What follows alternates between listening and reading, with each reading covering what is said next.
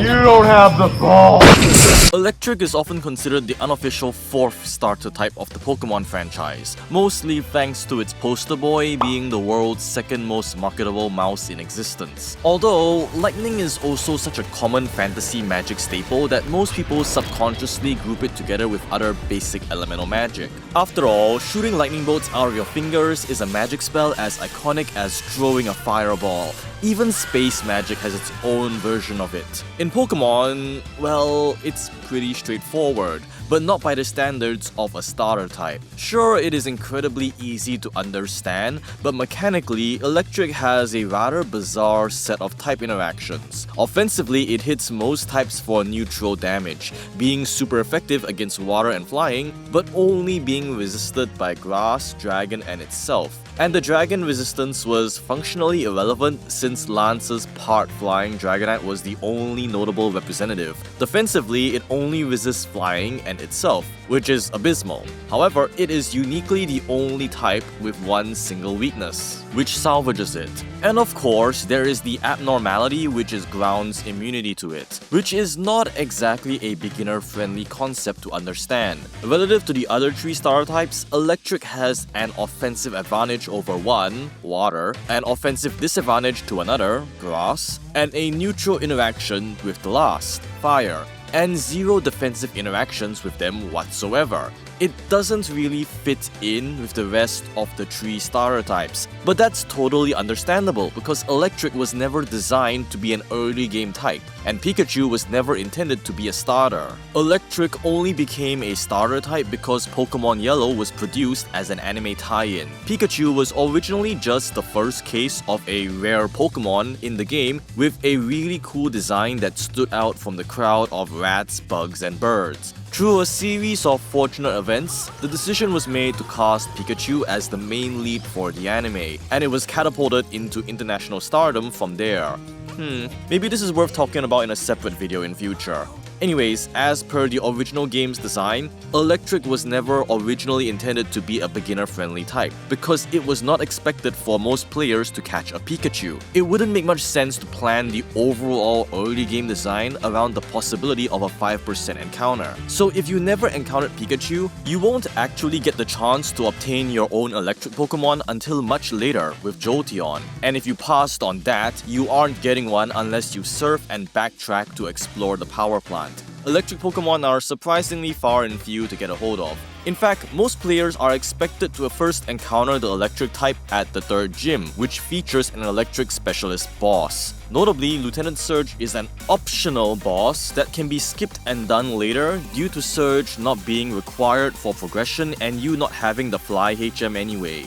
This, alongside Diglett's cave being conveniently located next to him, suggests that the developers might have been concerned that Electric could have been too powerful a type for a beginner to handle. However, for such a flashy type, Electric Pokemon are remarkably one-dimensional. They all just do one thing: go fast and shoot lightning.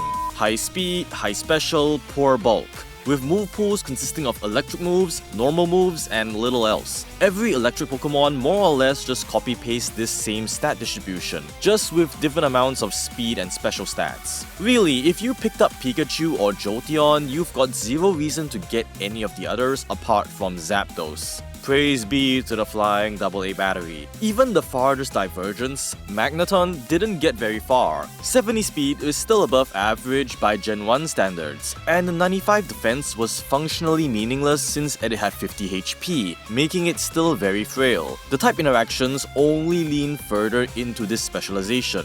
Defensively, Electric is reliant on the individual Pokemon's stats to tank hits, because it only has 2 resistances, meaning it has no type advantages to rely on to reduce incoming damage. But offensively, it can hit almost everything neutrally, and is even super effective against water and flying, 2 very common types. All of this is a telltale indicator of the fragile speedster archetype. This is a game character archetype which is defined by speed above all else, usually at the expense lots of fragile defenses. Different games and genres represent this archetype in different ways. Action-based games give them quicker movement, faster attack speed, extra mobility, or lots of combo options, while turn-based games give them extra actions, increased priority, increased move distance, etc. Pokemon's battle system is comparatively very simplistic. You take your turn, then I take my turn. All speed does is decide who goes first. A simple decision, but one with massive implications. One of the most powerful abilities in every game is the freedom to choose your fights. The power to decide when is an ideal time for you to initiate, and your opponent is forced to respond to you.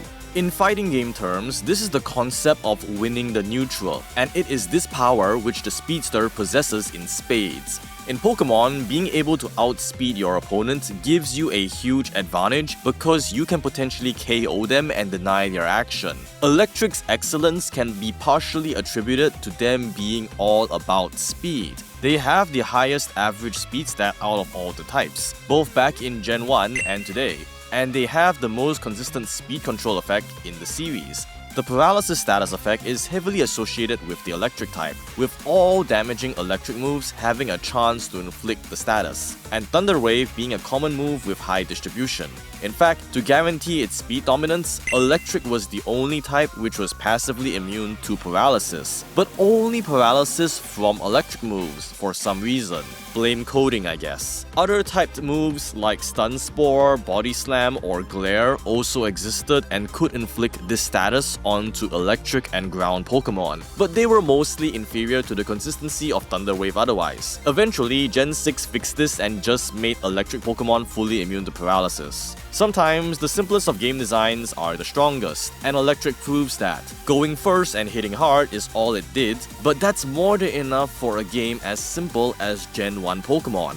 Luckily, the developers had a bit of foresight and preemptively stopped the storm that was approaching. Ground is the designated hard counter to electric. In fact, the electric-ground interaction is the most one-sided interaction in the series, even more than Poison, Steel, or Fighting Ghost, because ground also deals super effective damage in return. No harder counter exists in all of Pokemon, at least until Gen 6 rolled around to troll dragons. This dynamic is a common sight in PvP games. It's the classic Fragile Speedster versus Mighty Glacier matchup. Two archetypes which stand on the extreme opposite ends of the statistical spectrum. The Speedster gets to perform multiple actions but dies in 1 to 2 hits, whereas the Glacier has the bulk to withstand the flurry of attacks but struggles to land a hit. This matchup is always polarizing because it amplifies the strengths and weaknesses of both archetypes. Whoever is advantaged in this matchup depends on the game's overall mechanics. Sometimes it's the Speedster, sometimes it's the Glacier. Sometimes it's a 10-10 matchup which is equally hilariously awkward for both sides. As the saying goes, Chip needs to do simple addition a few dozen times. Potemkin only needs to solve long division once. Such is Daisuke's vision. Game Freak's vision, however, clearly decided that the Glacier should just win. Most electric Pokemon in Gen 1 get walled by most ground Pokemon, because ground types would be immune to their main damage source. This indirectly also made ground mostly immune to the most common source of paralysis. Most electric Pokemon had few options for coverage, forcing them to resort to normal moves for damage, which didn't help much because most electric Pokemon also had poor attack, whereas most ground Pokemon had good defense. In return, ground types would deal super effective damage to electric types, and due to electric Pokemon's poor physical defense, they'd probably just get easily KO'd. There were, of course, exceptions. Dugtrio had garbage defenses and could potentially get KO'd if not careful, and Zapdos's flying type made it immune to ground to level the playing field. But as a general rule, most ground Pokemon were heavily advantaged over most electric Pokemon in ways which made their high speed irrelevant. So the electric Pokemon would move first but fail to do anything against the ground Pokemon. Now this was the planned design, but this was Gen 1 where loads of things did not go according to plan. While electric did keep to its planned design intent better than most of the other types, things did go slightly awry. Special being one stat meant electric Pokemon still move fast and hit hard, but actually had pretty good special bulk and weren't as fragile as their archetype implied. The lack of move pool variety also meant all electric Pokemon were basically minor upgrades over each other. If you already got a Pikachu or Jolteon, you had no reason to use an Electrode or Electabuzz or Magneton. Except for Zapdos, of course. Zapdos was intentionally overpowered. Praise be to the savior of Twitch-based Pokemon. Now, Electric saw some interesting exploration in the second generation, although it was much less adventurous compared to many other types. The original Gen 1 Electric Pokemon were properly turned into fragile speedsters, as the special stat getting Split removed much of their high special defense, although they still retained quite a decent amount. More importantly, however, is that the type evolved beyond its original speed-focused design. Gen 2 introduced 3 new electric lines: Ampharos, Lantern, and Raikou. The first two broke away from the speed-focused stat lines of Gen 1 and opted for slow, tanky stat lines, which took advantage of Electric's defensive qualities. The Steel type coming into existence also meant Electric now had 3 resistances and only 1 weakness, which wasn't too bad if the Pokemon had actual defensive stats to make use of it. They also made for consistent paralysis applicators and could benefit from the free turns. Steel also gave Magneton an important defensive identity to help differentiate it from the other Gen 1 Electric Pokemon,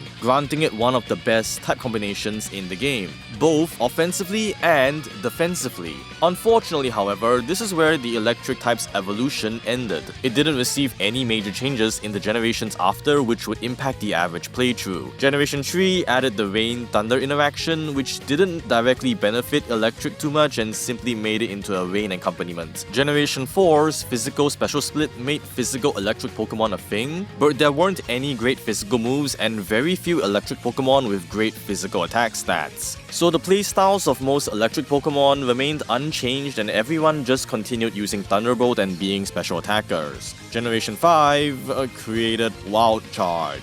Still not a great physical move. The real star was Volt Switch, but that didn't really change anything about the type itself. It took until generations 6 and 7 to see a notable change in the type through the introduction of Electric Terrain and Electric Surge. This move made an electric-focused team more of a viable concept, but mostly for competitive play thanks to Tapu Koko. For the standard gameplay experience though, well, when have you ever used a terrain in-game? Electric's core design has changed very little since the start of the franchise, and only saw minor tweaks and refinements as time went on. It's probably the most straightforward type in all of Pokemon. In literature, there are times when there is some deep meaning beneath an author's use of description or color, and there are times when the curtains are blue because the author just likes blue. Not every part of a game is made with lots of complexity in the design. Some things really are just as simple as they appear. The electric type had one job: move fast, zap things, and look flashy and cool while doing so, and it accomplished that with no issues. Game Freak pretty much nailed this type perfectly on the first try. No wonder they greenlit a Pikachu as the face of the anime. And that's another type checked off the list. So, my dear viewer, tell me, what's your favorite electric type Pokemon? And why do you love it so? Maybe it's Pikachu. I'm sure it is for some people. If you enjoyed the video, leave me a like and a comment so that the algorithm thinks I actually make good content, and let me know what sort of topic you'd like to hear more about next time.